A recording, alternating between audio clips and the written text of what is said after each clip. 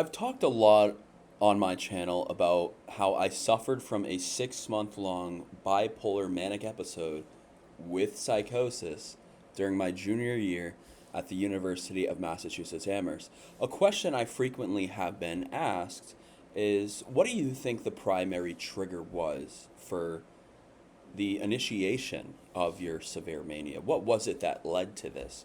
I've had some people ask and assume that it was a drug, whether that be marijuana or alcohol or something even worse. And that's not the case. I figured what better way to answer this question than talk about how I got in the New York Times. Because this happened while I was somewhat manic, and I believe that the circumstances leading up to the publication of this article were at minimum, mitigating factor in the initiation of my severe mania with psychosis. One of the worst things you can do if you have a severe mental illness, or if you're just a human in general, is neglect sleep. Being awake for one day is pretty extreme. Being awake for 2 days in a row is super extreme. But what does it look like if you're awake for 5 days in a row? I did exactly that. I'm not proud of it. I am proud of what I accomplished in terms of what it was that I was doing. And I think this also poses an interesting question, and that is, why is it that in some instances, there's some occurrences with people suffering from mania, certain periods of their mania, where they actually experience successful outcomes? Mania is often and correctly thought of as this chaotic and destructive phenomena.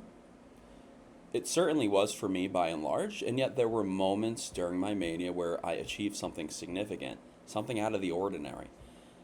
It's not normal for someone who's in a manic episode to organize a project that gets them in the New York Times, but I did that. So let's start off at the beginning here. It's never fun to start the story in the middle. Let's go right to the origins. I was living in a college fraternity house going into my junior year.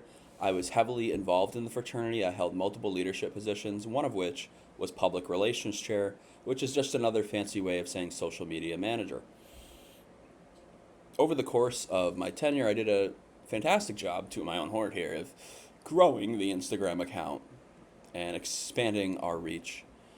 The most liked post in the history of the Kappa Sigma UMass Instagram account is of the sexual assault awareness project that I organized and that I executed while manic.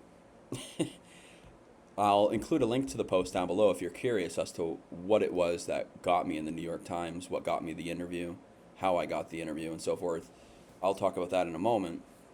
But I am going to link down to the post if you do want to read that Instagram post and give it a look. You might need an Instagram account to check it out. Anyhow, there was an alleged sexual assault on campus at a different fraternity, the Theta Chi fraternity, this particular semester. And it resulted in widespread protests and calls from students for the administration to take the issue of sexual assault more seriously, especially as it pertains to Greek life. Now, my particular fraternity wasn't dealing with any allegations of its own, and we weren't subject to the protests, some of which turned violent and kind of could be characterized as riots. I mean, there were fraternities that weren't involved that were having their cars keyed, their windows busted open with rocks. The actual fraternity that this allegation was against had their cars flipped over and people were trying to break into their fraternity house. There were reporters on campus. This became a national story amidst a nationwide conversation about Greek life and its ethicality in general. And so there were news reporters on campus who were, one of which actually got apparently attacked and heckled because they, I guess, weren't sensitive to the situation and atmosphere. And I myself am a sexual assault survivor. When I was a young kid, I was sexually assaulted, and it was a traumatic experience, one that still negatively affects me to an extent to this day. I mean, it was incredibly traumatizing. It took its toll on my mental psyche growing up late into my teen years. And I'll never truly say that I've like moved on, but I'm better at looking at that situation now with hindsight, and knowing that it wasn't my fault. And a lot of these questions that arise in survivors is feeling like they deserved it, or that they're not worthwhile, there's no value to their life. And I had a lot of those feelings. I had all those feelings. And I don't feel many of those feelings anymore, because with time I've come to learn that it wasn't my fault. But this is the background for what led to me wanting to do something with my fraternity. A lot of the fraternities on campus put out these rushed statements that were hastily done and very poorly done, and actually got some backlash from the community on how poorly they were done, because it was as if they were apathetic and didn't care, where they condemned sexual assault. I wanted to do something more meaningful and proactive. It was my goal to utilize the Kappa Sigma Gamma Delta chapter UMass Amherst fraternity Instagram account. I wanted to use that reach to have a positive message, but not just that, but to also do something tangible. And so I partnered with 2 local organizations that help victims of sexual assault, Futures Without Violence, and what was the other one? The other one is eluding me at this moment. Maybe I'll think of it before the end of this video. But there were 2 organizations that we partnered with that were doing all kinds of excellent work on helping sexual assault survivors, bringing attention to statistics, bringing awareness.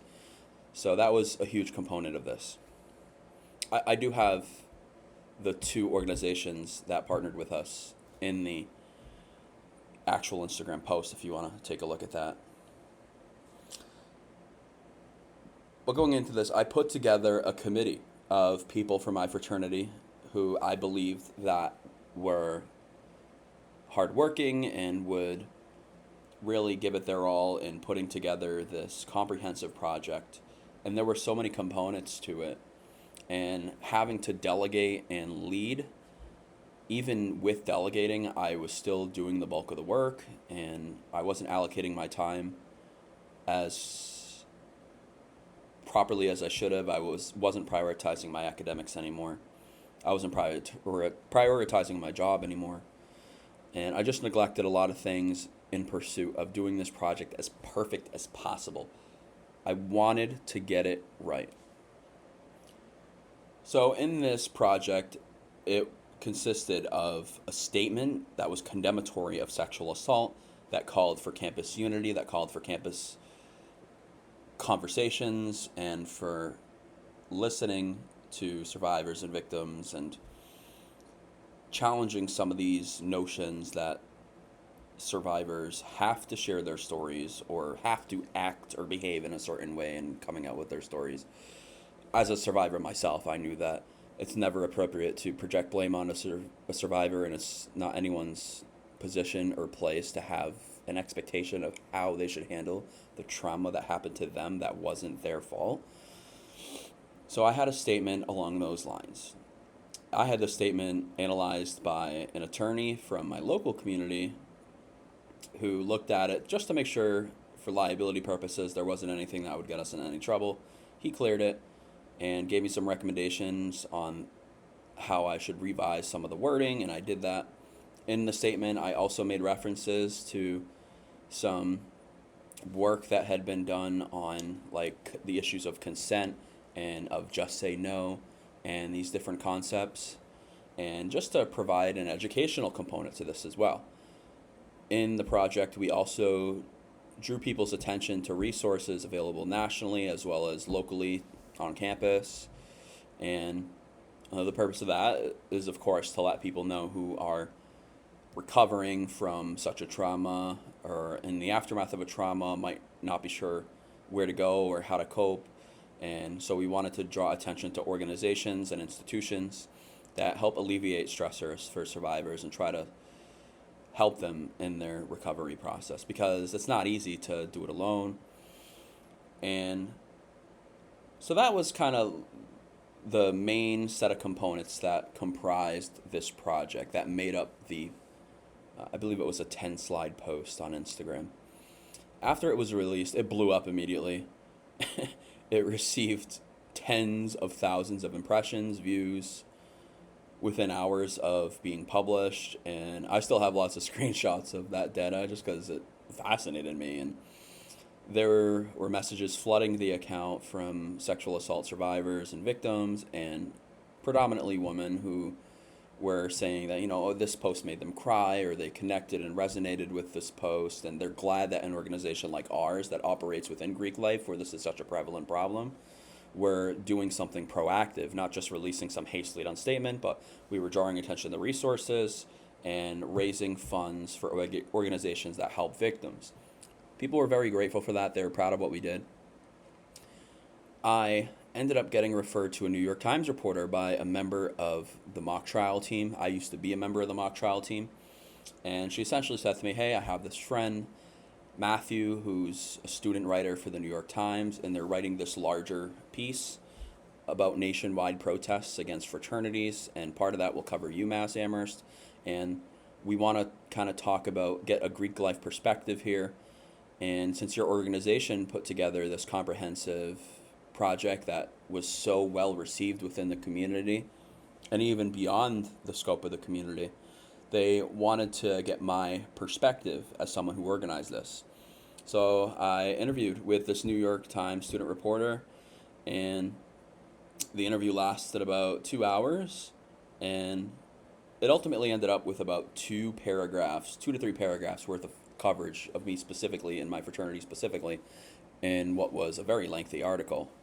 I'll link the article down below as well so that you could take a look at that and get more context as to what I'm saying. But this project took a lot. It took a huge toll on my own mental health because I was going nights without sleep just to ensure that I was doing everything right, making sure that everything was perfect. And even still, there were errors, which can be reflected in the actual post itself. There were some grammatical errors, which I had overlooked, that didn't become apparent to me until I had already published the post. I didn't want to remove it and redo it because it was already receiving such traction, and a few minor grammatical errors I don't think were going to take away from the proactive message that this comprehensive project had. So the New York Times article came out, and I remember when it came out because in one of my group chats with my pledge class, brother Nico just posted in the group Snapchat that, oh, congratulations, Tyler, I'm so proud of you. And I had a lot of brothers message me, like text message, saying, you did amazing with this came out phenomenal. And I had a brother named Bernie who said, get Tyler a horse tranquilizer for all the work that he put into this. It was a good look for the fraternity. And so when the article dropped, I went to it and I wanted to see how it was covered, what portions of the interview were covered, if there were any quotes for myself, and there were. The quote that they had of me was of me talking about how my perspective of Greek life changed over time. When I first went into rushing and exploring different fraternities, I said that I believed in this stereotype that these guys were all jackasses.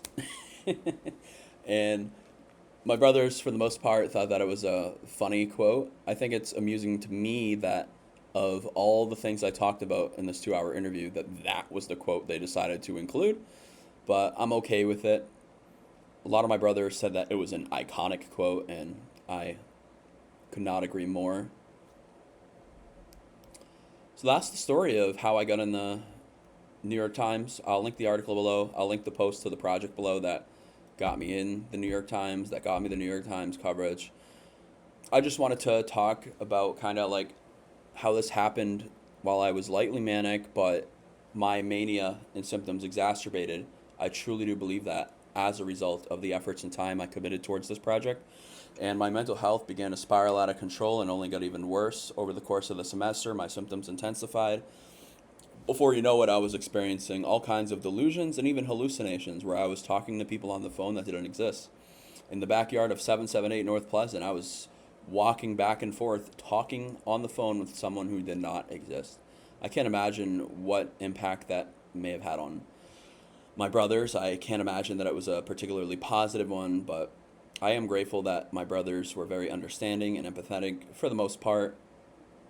While I was going through that manic episode, dozens reached out to me while I was in the psych ward. When I first went to the psych ward, dozens came to visit me, and it meant a lot seeing kind of brotherhood in action.